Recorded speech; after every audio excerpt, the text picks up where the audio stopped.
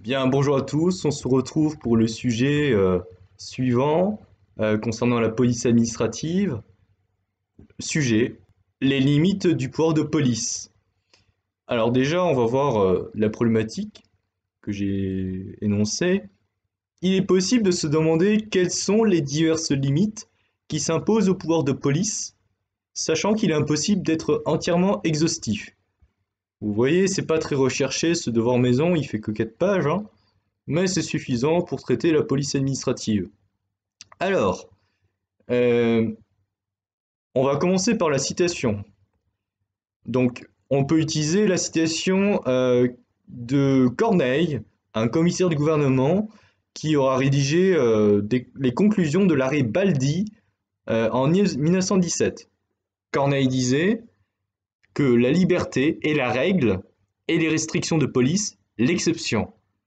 Hein, la liberté, c'est bien la règle générale qui s'impose en droit public, et les restrictions de police sont censées être l'exception, en dernier recours.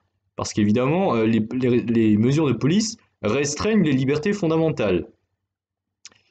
Euh, donc, vous pouvez faire un lien avec toutes les affaires médiatiques récentes, hein, c'est possible, comme l'affaire Théo ou l'affaire Benalla, et mentionner qu'il y a une certaine défiance entre l'institution policière et les administrés, autrement dit la population, autrement dit les citoyens. Alors on va passer maintenant au bloc de définition. Eh bien la police, de manière générale, hein, elle peut se définir comme l'institution qui est chargée d'assurer le maintien de l'ordre public. Donc là, on n'a pas précisé police administrative. C'est ce qu'on doit faire maintenant. On peut dire que l'activité de police, elle peut être soit administrative, soit l'activité peut être judiciaire, et parfois il y a un problème, c'est qu'on ne sait pas. En fait, on ne sait pas. Soit elle est administrative ou judiciaire, et là il faut trancher. Et quand on est dans ce cas-là, on dit que l'activité de police, elle est mixte. C'est l'arrêt, notamment Tribunal des conflits 1977, Société Le Profil, qui est confronté, c'est un arrêt où on est confronté à cette problématique. Et notez bien, tribunal des conflits, ça veut dire qu'on ne savait pas si c'était le juge judiciaire, cour de cassation, ou juge administratif, conseil d'État. Euh, alors, qui va déterminer la compétence? C'est le juge administratif, ou le juge judiciaire. On va revenir à la définition de police. Quels sont ses pouvoirs? Eh bien, d'une part, le pouvoir de police se manifeste par la prise de décision juridique. Donc, les autorités de police, hein, ça peut être un maire, un préfet, ils vont prendre des normes juridiques, une circulaire, un arrêté en vue de réglementer un trouble, de lutter contre un trouble dans leur commune, dans un département, une région, etc. Ça, c'est la prise de décision, d'une part. D'autre part, le pouvoir de police se manifeste par des activités matérielles. Autrement dit, ce sont des actions concrètes, c'est comment les actions de police se matérialisent dans la réalité. Tout simplement, exemple, les contrôles routiers, les contrôles lorsque vous devez présenter vos papiers, etc. Alors, il est aussi utile dans ce sujet de définir ce qu'est que l'ordre public. Qu'est-ce que l'ordre public? Eh bien, il y a une typologie, hein. On ne va pas rentrer dans le détail, je vous ai dit, c'est un devoir de 4 pages. L'ordre public, il peut être général. Et si on se réfère à ce que Maurice Horiot disait, il disait que l'ordre public général, c'est un ordre matériel et extérieur. Le fameux triptyque qu'on a vu en cours, c'est le triptyque sécurité, salubrité et tranquillité publique. Donc un triangle où vous avez 3 principes énumérés, et ceci constitue l'ordre public. La sécurité, vous comprenez qu'il faut protéger les citoyens. La tranquillité en cas de nuisance sonore. La salubrité, on est en plein dedans avec la crise de la Covid. Et ce triptyque, en fait, ces principes sont dégagés par l'article L 2212-2 du CGCT. Ce n'est pas suffisant, l'ordre public général. Il va falloir distinguer l'ordre moral et l'ordre matériel. D'une part, l'ordre moral, à quoi il sert? Il vise à empêcher les troubles de conscience. On y reviendra. D'autre part, il y a l'ordre public général, enfin matériel, pardon. Et ça constitue donc les actions courantes, hein, de police. Ça, les deux, matériel et moral, constituent l'ordre public général. On ne rentre pas dans le détail, mais il existe aussi un ordre public spécial. C'est le cas où des polices sont spécialement affectées à des missions particulières, la police de l'environnement par exemple. Voici le bloc de définition. À présent, on va passer à la mise en tension. Eh bien, évidemment, il faut rappeler deux choses. D'une part, l'action de police vise à assurer l'ordre public. C'est même un objectif à valeur constitutionnelle, un OVC dégagé en 1982. D'une part. D'autre part, l'activité de police, elle peut être une menace à la préservation des libertés des administrés. Et oui, parce que perquisitionner quelqu'un en pleine nuit, ça ne se fait pas. Voilà, il y a des règles et parfois les autorités de police, qui sont les exceptions, peuvent être bafouées. C'est même plus une exception, c'est une violation du droit. Donc voici la mise en tension très simple pour un sujet qui concerne tous les sujets liés à la police administrative. L'objectif, rappelons-le, hein, même pour la police elle-même, c'est de préserver les libertés individuelles et collectives des administrés. Ainsi se sont organisées de manière hiérarchique les autorités de police. Il y a une hiérarchisation de l'organisation de police, et si on reprend la typologie de l'ordre public général, on devine qu'il y a d'une part les autorités de police générale, et d'autre part les polices spéciales. Ces autorités de police générale agissent au niveau national, la gendarmerie par exemple, au niveau local, la police municipale, qui sera différente selon les communes, hein, en termes d'effectifs, de missions particulières, etc. Quel est le contre-pouvoir? Qui assure le contre-pouvoir? Eh bien, ce contre-pouvoir, c'est le contrôle juridictionnel. Qui? C'est le juge, les juges judiciaires ou administratifs, qui vont contrôler les buts, les moyens et les motifs des actions de police. Hein, en cas de violation, on peut exercer un recours pour excès de pouvoir à l'égard des autorités de police. Donc, ainsi, des REP sont admis en matière de police. Là, on peut faire référence à l'arrêt de 1902, commune Néris-les-Bains.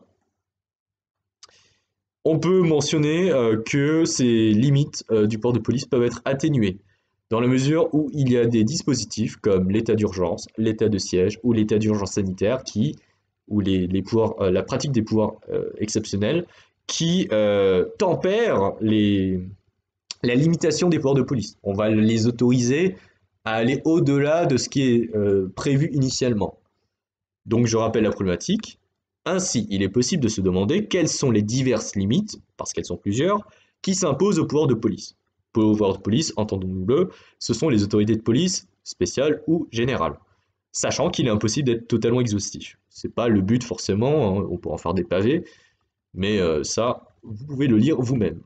Alors, grand 1, une limitation au regard de la nature juridique de l'activité de police. Grand 2, une limitation du pouvoir de police au regard des missions à remplir. Grand 1A, une limite au regard de la distinction entre police administrative et police judiciaire. Grand 2B, une limite par l'obligation du respect de la légalité des mesures de police. Grand 2A, une limite du pouvoir de police selon le type d'ordre public. Grand 2B, une limite du pouvoir de police par l'exercice du contrôle de proportionnalité du juge. Alors, quelle est l'idée du grand 1 et du grand 2 ? Donc, vous voyez, hein, comme on a dit dans la problématique, il y a diverses limites. Donc, ça fait un peu effet catalogue, c'est vrai, mais comme il y a tellement de limites à présenter, eh bien, il conviendra dans chaque sous-partie de présenter l'intérêt des mesures de police et les limites qui s'imposent à elles, qui s'imposent aux autorités. Alors je reprends, donc grand 1, une limitation au regard de la nature juridique de l'activité de police. Eh bien, il faut, ce sera l'objet du grand A, dire que certaines mesures de police, les mesures de police, sont encadrées par la nature que leur accorde le juge. Le juge va dire si ce sont des activités de police judiciaire ou des activités de police administrative. Grand A. S'agissant du grand B, donc là, une fois qu'on a dégagé ces activités de police, on va pouvoir dire, ah tiens, bah, ces activités de police doivent respecter le principe de l'égalité. L'égalité, pas égalité, liberté, égalité, fraternité, la légalité, c'est-à-dire le respect d'une norme à l'égard de la loi, de normes juridiques. Hein. Alors, grand A, une limite au regard de la distinction entre police administrative et police judiciaire. Là, on va rentrer dans le détail sur comment s'opère cette distinction, qui l'a fait, pourquoi on peut dire que certaines mesures sont administratives, pourquoi certaines mesures sont judiciaires. Vous noterez qu'évidemment, ça aurait pu être donné dans le bloc de définition, mais ne grillons pas les cartouches et gardons-les dans les développements, si possible. Alors, d'emblée, on peut dire que oui, cette distinction entre police judiciaire et administrative, elle est simple théoriquement. Il faut donc rappeler les deux notions. La police administrative se caractérise par son aspect préventif, c'est-à-dire qu'elle va viser à anticiper des troubles possibles. Elle va agir en amont. De l'autre côté, on a la police judiciaire qui se caractérise par un aspect répressif. Elle va donc agir après la commission d'une infraction. Elle va donc agir, et c'est pour ça que les commissaires de police, les gendarmes se réfèrent au code pénal, au code de procédure pénale. Ils vont regarder au regard de la loi ce qui est interdit, ce qui est prohibé, ce qui est autorisé, et dès lors ils vont réprimer. Le terme répressif n'est pas fort, c'est le terme utilisé. Donc, il est possible de se référer également aux règles de droit public au-delà du code pénal, des règles pénales. Et elles s'appliquent à toutes les autorités, même des officiers d'état civil, donc les personnes qui prononcent des mariages. Cette distinction, c'est un travail qu'opère le juge, hein. C'est un travail délicat de qualification, et pour cela, plusieurs critères seront à disposition du juge. Donc il va examiner en premier lieu, s'agissant d'une activité de police, le but poursuivi, l'objet et son objectif. À quoi ça sert cette mesure de police? Est-ce qu'elle vise à arrêter quelqu'un? Est-ce qu'elle vise à le prévenir de ne pas commettre une infraction? Vous voyez, vous pouvez déjà faire une distinction entre les deux ordres, judiciaire et administratif, s'il s'agit d'une activité de police administrative ou judiciaire. Toutefois, une grande limite qui se pose au juge, c'est lorsque l'activité de police elle se transforme en cours d'exécution. D'apparence, elle peut être administrative, mais on se rend compte plus tard qu'elle devient judiciaire. Et oui, parce que, et là on peut se référer de nouveau à l'arrêt Tribunal des conflits 1977, Société Le Profil. Il était question dans cette affaire eh bien, de protéger un fourgon. Donc là, c'est de la police administrative. Mais ce fourgon a été attaqué. Et il y a une course-poursuite qui s'est enclenchée entre les autorités de police et ceux qui ont attaqué le fourgon. Alors vous comprenez qu'il s'agit de répression. Et dès lors, qu'est-ce qu'on fait? Et là, il n'y a pas de règle absolue. Dans cette jurisprudence, on a dit que il s'agissait quand même d'une mission de police. Donc on a retenu ce critère de police administrative. Et il y a des exceptions où des régimes des activités de police peuvent différer. Par exemple, le régime judiciaire peut s'appliquer pour certaines activités de police administrative. Voilà le grand A. Maintenant, à présent, passons au grand B. Une limite par l'obligation du respect de la légalité des mesures de police. Ça ne sort pas de nulle part parce que dans l'intro, on a dit qu'il y avait cette conciliation entre liberté et ordre public. Donc là, c'est vraiment la liberté qui doit être assurée. Mais bien sûr, pour maintenir l'ordre public, l'idéal, c'est les deux en fait, s'agissant des activités de police qui sont menées. C'est pas une faculté, ce pouvoir de police. C'est une obligation. Ce pouvoir de police est une obligation qui incombe aux autorités de police. Le fait de refuser, le fait d'oublier, d'omettre, de prendre une mesure de police constituera dès lors une faute à l'encontre de l'administration. Si il y a le feu chez vous et que la police ne va pas rechercher le coupable, vous, en tant qu'administré, vous comprenez, vous ressentez d'où il y a obligation pour la police d'agir. Sinon, vous vous sentez lésé. Et qu'est-ce qu'on peut dire d'autre? Cette obligation d'agir, elle est de plus en plus reconnue facilement par le juge administratif. Cela, vous comprenez que ça renforce les droits des administrés. Plus globalement, peut être engagée la responsabilité administrative des autorités de police, ce qui traduit le déclin de la faute lourde. Que vous verrez en master d'administration publique, hein, on passe d'une irresponsabilité absolue à une faute lourde, à une faute simple, voire même à une responsabilité sans faute des activités de police. Et ce basculement vers la reconnaissance des fautes simples en matière de police, donc une manière plus simple de reconnaître la responsabilité des polices, de la police, ou même la responsabilité sans faute, c'est favorable à l'administré. Donc là, j'ai cité les plus connus, Tommaso Greco, 1905, Sieur Clay, 1925. On peut dire que les activités de police évoluent, hein, avec la crise sanitaire. Déjà par le passé, hein, avec l'affaire Mediator, on reconnaît donc l'ordre public matériel avec le triptyque, hein, salubrité publique. Et depuis, il y a eu plusieurs contentieux en matière sanitaire avec la crise de la Covid. On peut penser à un exemple, l'affaire Mera, voilà, où la faute lourde a été retenue. L'idée, c'était de ne pas indemniser trop facilement les victimes, hein. Vous comprenez qu'il y a quand même l'enjeu de protéger l'administration. Reconnaître la faute simple, c'est aussi préjudiciable pour les autorités de police et donc l'État, la puissance publique.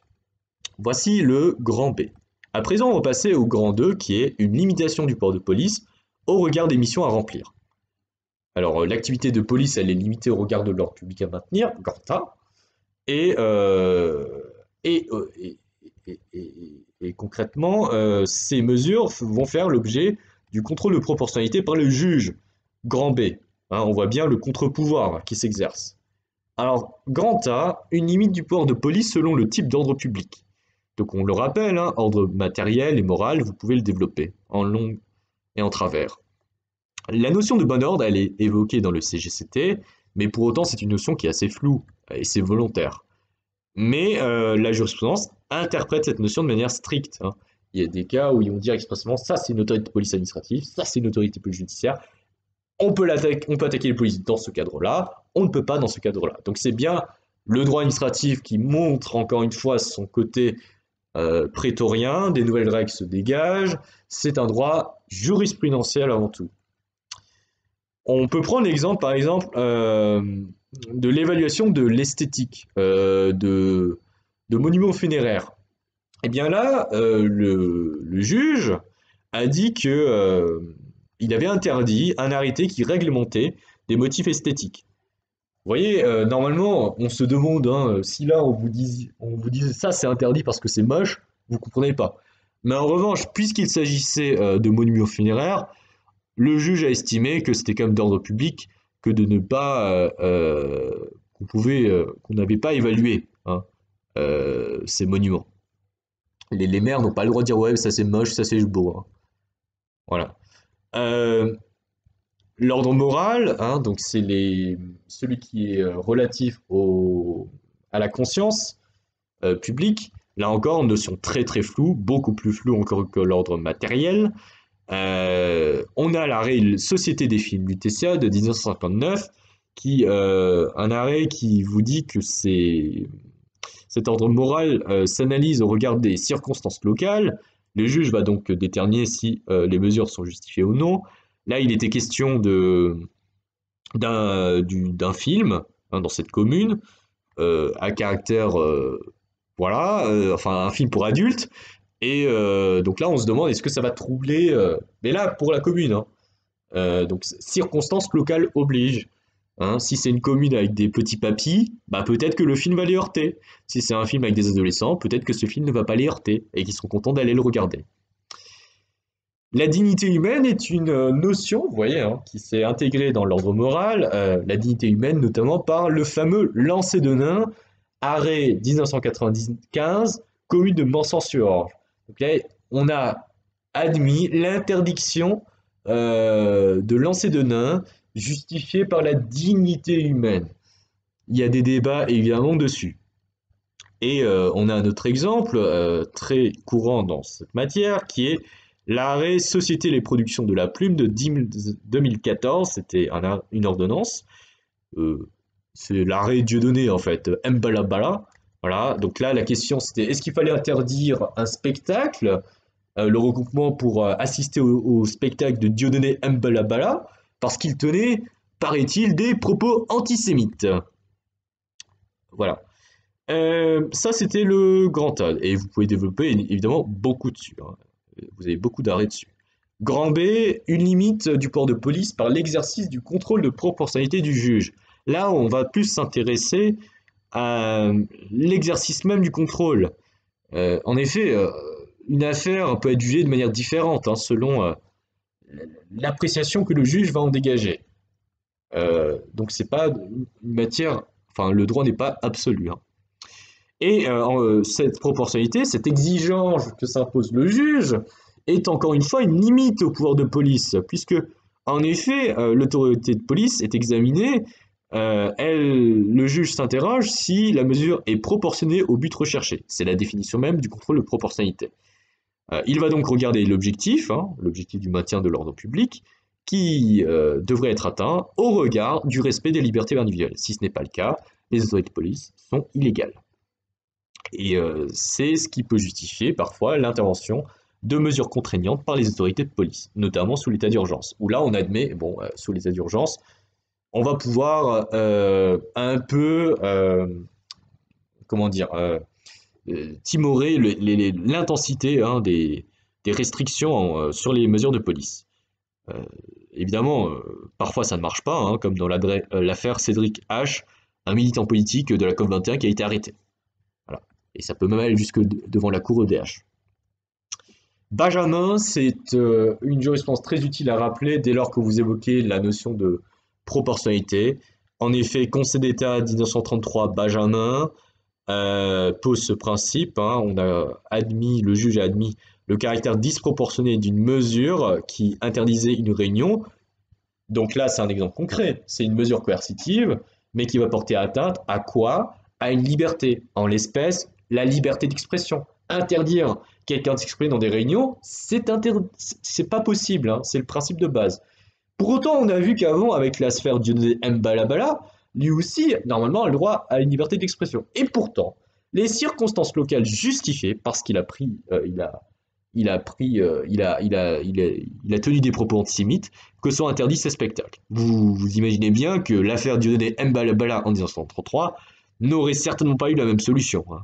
Époque antisémite, etc. Donc, on tient compte des circonstances locales, des mœurs contemporaines, et également des principes généraux du droit. Également, bien sûr, et là on n'a pas trop évoqué dans ce devoir, ce contrôle de proportionnalité s'applique également pour les mesures de police spéciales. Et là, ces mesures, elles sont dégagées explicitement par le législateur. Certaines interdictions sont donc générales, absolues, par principe illégal. D'autres sont un peu moins, le juge est un peu plus souple dessus. Donc par exemple, en matière d'interdiction qui ne peut jamais être prononcée, la réglementation pour l'interdiction pour les piétonnés de circuler. Là, vous voyez qu'avec l'état d'urgence sanitaire, on peut le faire, mais en temps normal, on ne peut pas. Arrêt Conseil d'État 1984, préfet de police de Paris contre Guez. Et il y a d'autres arrêts que j'ai développés. Donc, Monsieur Cédric H, c'était une QPSD 2015. L'installation de commerce ambulant, Conseil d'État 1980, Gadiaga. Et voilà. Je conclurai en disant que ce contrôle de proportionnalité peut faire l'objet d'un devoir, hein, à part entière. Il peut être exercé par le juge constitutionnel, par le juge européen, par le juge de la Cour EDH, même par les juges italiens, etc. Il y a des choses qui varient, mais globalement, le contrôle reste le même. Ce contrôle, cette notion même, est à exploiter dans quasiment tous les devoirs maison, dès lors que l'on parle du juge. Bien, j'espère que cette vidéo vous aura été utile et bon courage pour la suite.